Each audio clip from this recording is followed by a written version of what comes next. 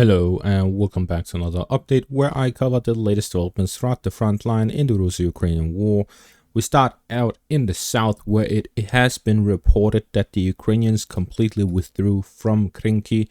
The reports suggest that the Ukrainian Marines withdrew from their foothold across to return to the Kherson region and then redirect from the south to the north. The Russian pressure keeps increasing in the north. As such, the Ukrainians are continuously sending additional reinforcements from other sections of the front line, mainly from Kherson towards Kharkiv, to block the gaps and strengthen the defenses. The Russians managed to capture the first line of defense.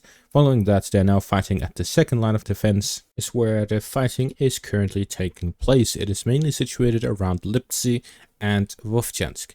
Other than that, there are numerous other operations by the Russians. However, the Ukrainians have concentrated enough forces now to attempt counterattacks both in the direction of Lipsy and Vovchansk, which requires the majority of the Russian forces to now set onto the defensive. At the same time, the main efforts of the Russians currently is to send further reinforcements here to the north, ahead of expanding their offensive operations, and at the same time to hit and grind down the Ukrainian forces in the area. The more forces the Ukrainians concentrate near the front, the more targets the Russians will hit in the area and grind down the Ukrainian forces. Moving further south, we see here in the direction of Siversk, the Russians have advanced southwest of Spirne and north of Vesele. The Russian advance near Spirne is geolocated with this footage here, showing the Russian position south of Iviano-Derivka. The Ukrainians do not have a lot of fortifications here to the south, but it is a vast field between Berestove and Spirne to Viemka. This means that the Russian forces have to cover a large section before they actually reach the Ukrainian positions. And in this whole area, any Russian troops will be detected by Ukrainian UAVs and be hit by FPV drones. This is why the Russians operate in a sense where they launch large artillery preparations in the surrounding villages to prevent the Ukrainians from launching their own attacks by keeping them suppressed under heavy fire. And in that period of time, the Russians make a small advance to the next position and consolidate their gains before repeating to move further. This is how the Russians have slowly advanced along the railway between Bilorivka and Viemka and along the fields here to the south of Spirne, north of Berestove. And this is yet another one of these advances. In the direction of Vesele, the Russians have stormed Ukrainian fortified positions and trenches north of the village. This is the start of Russian operations along the Ukrainian fortified positions north of Rostolivka and Vesele, where the Russians will look to gain control over Rostolivka. This would allow the Russians to move further north in the direction of Siversk from the south.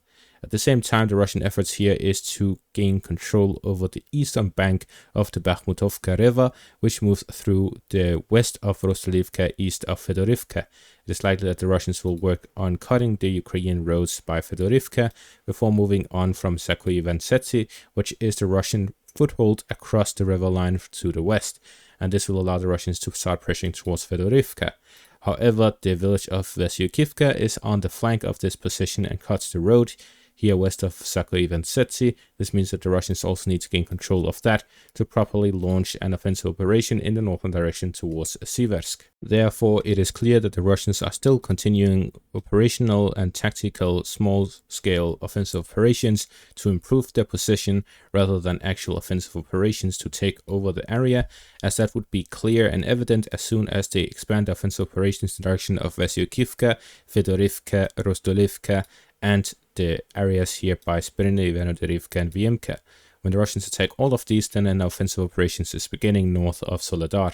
If they aren't, they're simply doing positional fighting to improve their tactical disposition. Further south to the east of Jezhev Yar, the Russians have advanced in the northern parts of the Jezhev Yar micro-district and reinforced and resumed the offensive operations in the direction of Kalinya.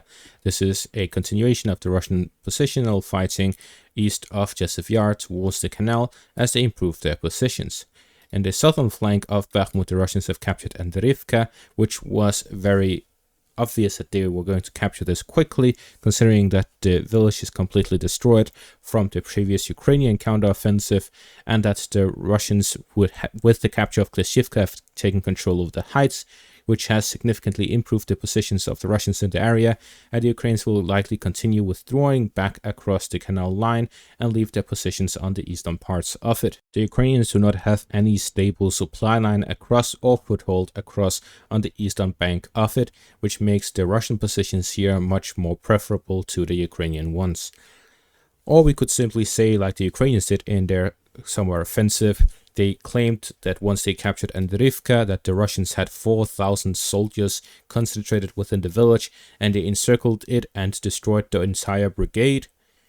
Well, what if we just make that up right now and say, well, the Ukrainians had 4,000 soldiers and they were defending this tiny village with that many soldiers, and suddenly they encircled them and captured everything in one day. Very good improvement. Wow. As we can see with this report from Bandera fella, but the interesting thing is that this was actually reported by the 3rd Assault Brigade of Azov themselves. They reported that this was what they did. The 3rd Assault Brigade of the Ukrainian Armed Forces reported that the 72nd Separated Motorized Brigade was encircled, isolated from its main forces, and completely annihilated. The 72nd Brigade of the Russian forces consisting of up to 4,000 soldiers. Back to reality, we move further south here in the direction of the west of Avdiivka. The Russians have now fully captured Ulmansk. This is confirmed with this duplicated footage. This means that the Russians will now either move to Yasnogrodivka or north in the direction of Novoselivka Persha as they continue offensive operations in both of these directions. It could be that they would move to both directions at the same time. By Netailova, the Russians have advanced south of the town following the capture of it, likely in an attempt to cut off the Ukrainian forces in their fortified positions east of Netailova and to completely cut off the final parts of the Ukrainian fortifications in the area, moving along the road here northwest of Nevelske, cutting Nevelske off from its supplies from the northwest. Combining that with an assault directly towards it from the east will allow the Russians to recapture Nevelske and solidify their positions here to the south of Netailove and start offensive operations to the north of Krasnoarivka. In the direction of Krasnoarivka, we see yet further advances by the Russians here in the western parts of it, gaining control over the micro area here west of Krasnoarivka. This secures the Russian positions in the central parts and will allow the Russians to further advance in the northern direction towards the residential area.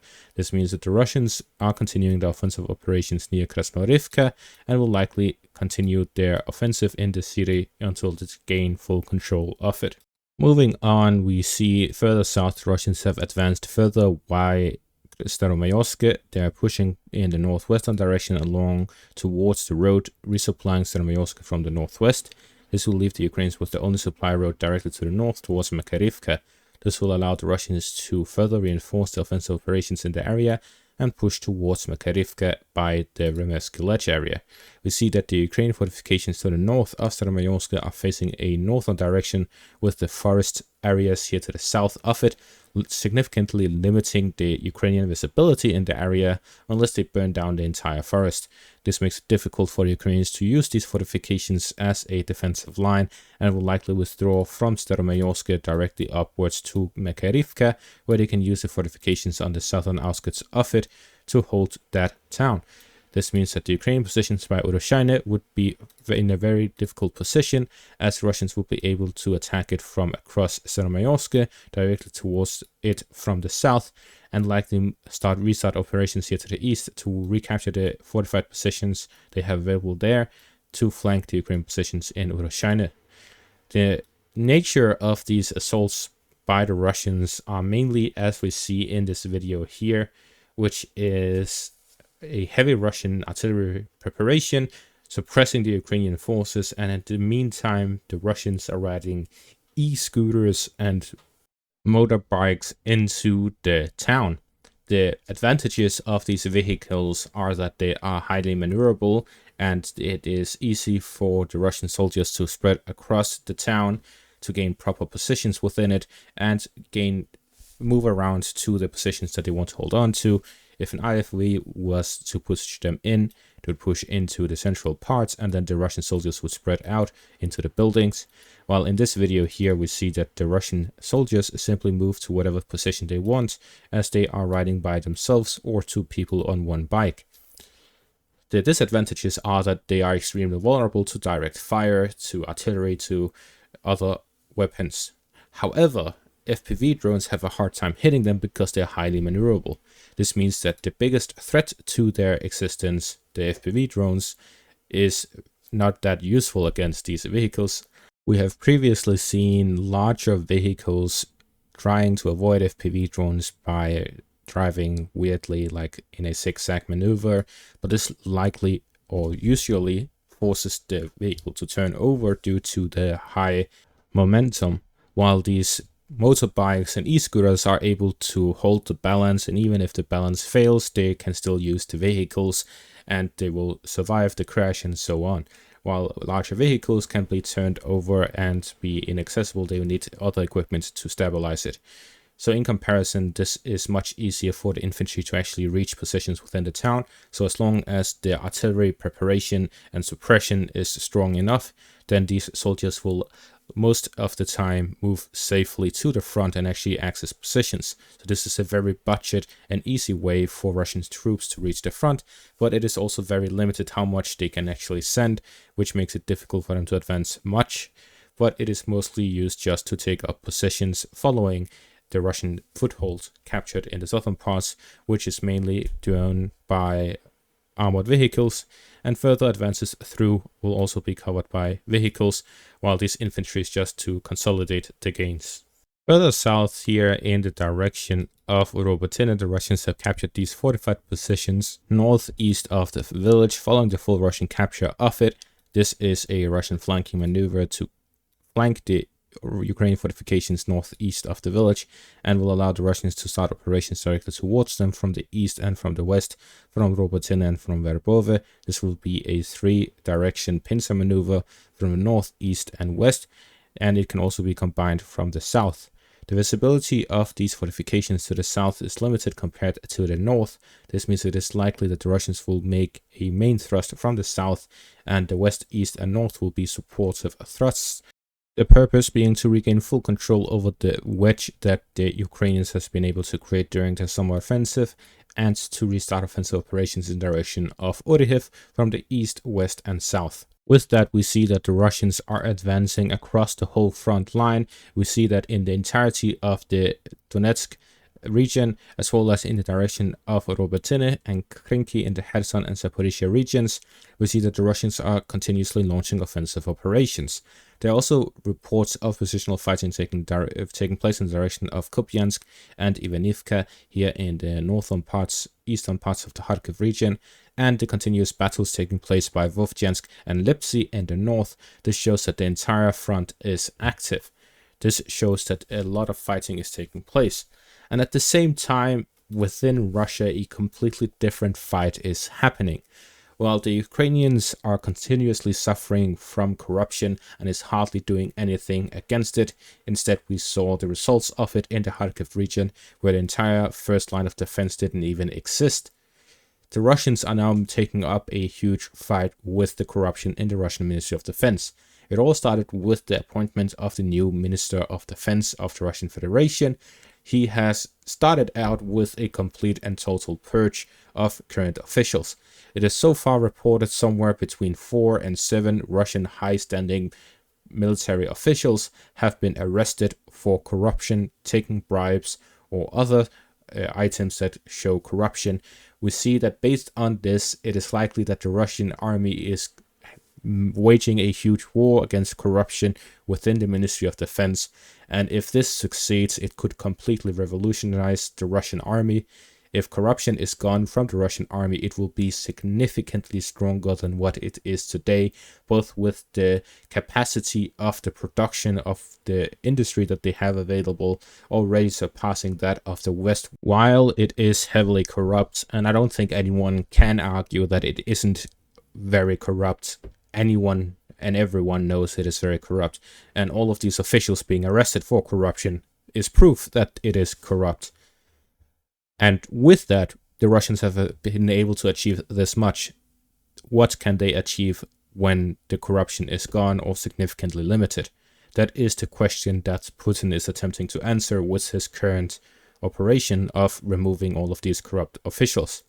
At the same time, we saw with Putin's inauguration speech that his focus would be to reorganize the Russian country, being turning into an entire military state. The current issue for Russia is that there's no known successor for Putin. Putin has held on to power for over 2 decades, and he is nearing the end of his lifespan. That is the natural course of things. And he has not prepared his progeny. He has not prepared a new one to take control after him. This means that really anyone could take control after Putin. It is likely someone within his inner circle, but most of them are old people as well. This raises the question who should be next following Putin, and that is the question he's attempting to answer on this term, which may be his last. And that is by having soldiers who have fought in the Ukraine war and the ones who have been fighting for Russia in these past years to give them better positions within the country, from regional governors to larger positions within the Russian ministry and government. So we're seeing that the Russians are completely reorganizing the balance of power within the population and raising military people to be at the top of it. And this creates a militaristic country that will likely continue in this sense to become a larger country entirely focused on conservative values and militaristic influence within the region. This means Russia as a military country will become significantly stronger, especially with its relations to China and the Chinese help to its industry. This also means that European countries, if they do not rapidly militarize and in a similar manner completely get rid of corruption that is infested deeply within the militaries of European nations, and I know that firsthand based on firsthand accounts from soldiers in European countries seriously complaining about massive corruption and issues regarding the funding within these countries' militaries, which makes it very difficult to create functioning militaries. If that does not happen, then the Russians' balance of power between Russia and that of the entire Europe will completely switch in Russia's favor, and European countries would be unable to defend themselves, which means that any invasion by Russia towards NATO wouldn't become unthinkable anymore and would become much more realistic. While we are on topic of this sort of World War III scenario situation, we hear reports in the direction of China and Taiwan. There's an ongoing Chinese military exercise taking place, which effectively is blockading Taiwan. And at the same time as this is ongoing, China released this following statement. Taiwan independent forces will be left with their heads broken and blood flowing after colliding against the great undertaking of China achieving complete unification, was said by Wang Wenbin, China's foreign ministry spokesman. So we see that the Chinese come with very, very aggressive words that are not seen before. And this is the military exercises, and the statement comes as the Taiwanese new prime minister was elected, and that is one who is pro-independence. So the Chinese are seeing that the current movement in Taiwan is moving towards independence, while China wishes complete reunification between the island of Taiwan and the Chinese mainland.